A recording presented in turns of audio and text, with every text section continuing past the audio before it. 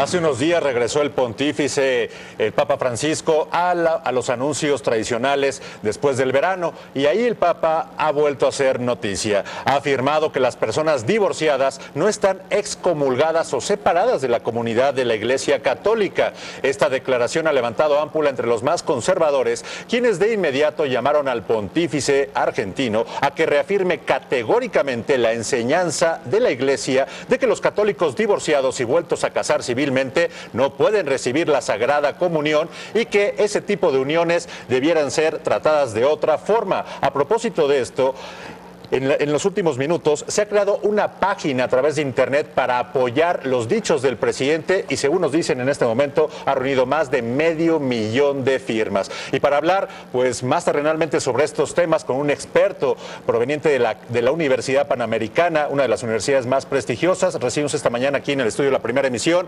al doctor Gilberto Bañuelos, experto en temas de teología y sociedad, que en principio es un estudioso de estos temas, no precisamente un católico, sino más bien un estudioso de estos temas. Bienvenido a La Primera Emisión, Gilberto Bañuelos. ¿Qué opinas de las declaraciones de este controversial Papa, el Papa Francisco? Bueno, a ver, primero tenemos que entender que cuando hablamos de las declaraciones que hace un Papa, según el escenario en que las haga, pues son declaraciones que no necesariamente, digamos, implican que sean infalibles, ¿no? O sea, el Papa tiene una carga de que lo que dice es infalible, pero hay algunas declaraciones que tienen que ser pues a veces aterrizadas y vistas en un contexto mucho más amplio. Por ejemplo, desde el punto de vista del derecho canónico, desde el punto de vista de la tradición de la Iglesia, ¿no? Y todo el antecedente que tiene, pues desde Juan Pablo II, Benedicto XVI y lo que ahorita el Papa está haciendo. Entonces él tiene unas declaraciones que por un lado son muy afortunadas y por otro lado pues hay que estudiarlas un poquito más. ¿Las hizo en el escenario correcto en respuesta a lo que usted está planteando? Sí, pienso que sí, las hizo en el escenario correcto, pero siempre hay que tener en cuenta que todo lo que dice una personalidad como el Papa Francisco tiene que ser estudiado un poquito más a fondo y ampliar el contexto en el momento en que lo dice, justo para no descontextualizar lo que él está diciendo. A ver, la Iglesia siempre ha sido incluyente o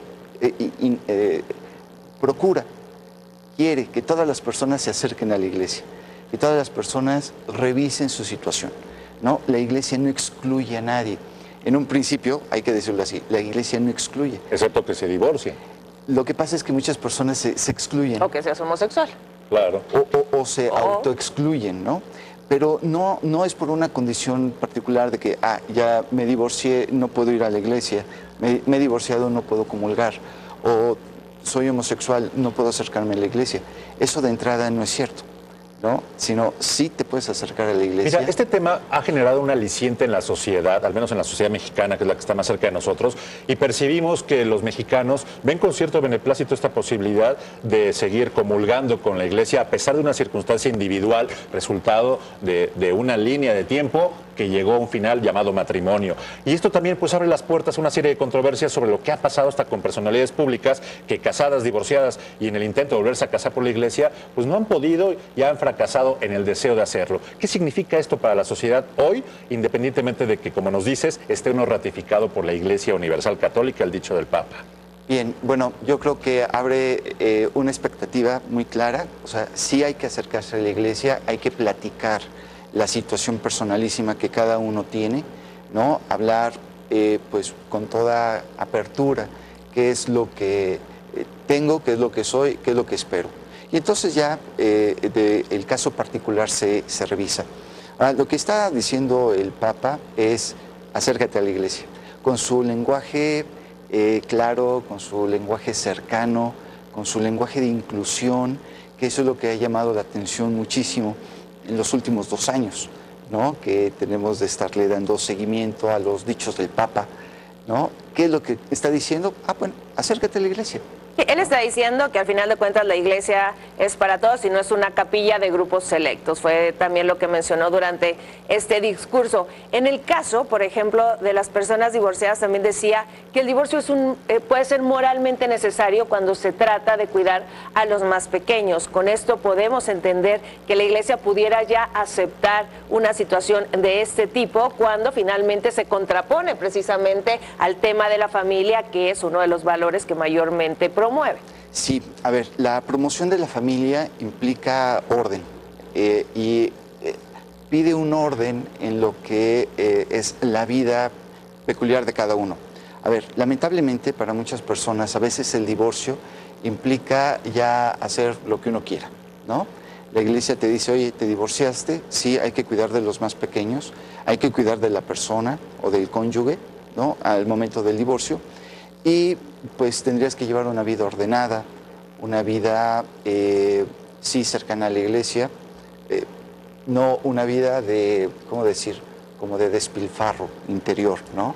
Sino, pues es eso. Entonces sí te puedes acercar a la Iglesia, sí puedes comulgar, pero con una serie de disposiciones. No es simplemente, o sea, te divorciaste, ven, haz lo que quieras. Pero si moralmente fue necesario, como dice el Papa, sí, entonces ya puede ser aceptado por la Iglesia. Es aceptado por la Iglesia, de hecho siempre ha sido aceptado por la Iglesia, pero bajo una serie de disposiciones. Hay que tener muy claro el tema de las disposiciones. Lo que comentas, ¿no? Para poderlo hacer. Los críticos del Papa, y tú eres un experto porque le has seguido el camino al Papa, dicen que en realidad esto atenta contra el sacramento de la Iglesia y que si él está convencido de este tipo de dichos, tiene que convertir y conseguir que la Iglesia se pronuncie en el mismo sentido. Si no fuera el caso, porque pareciera que la resistencia al interior de la Iglesia Católica sería mucho más fuerte que la propia dicharachería del Papa Francisco, ¿qué pasaría en ese sentido? ¿Qué hacen los fieles en este aspecto? ¿Siguen los dichos del Papa o siguen a la Iglesia Católica en el sentido más universal? Bueno, en ese sentido, lo que dice el Papa y lo que es la Iglesia y lo que sigue la Iglesia, para los fieles es lo mismo, ¿no?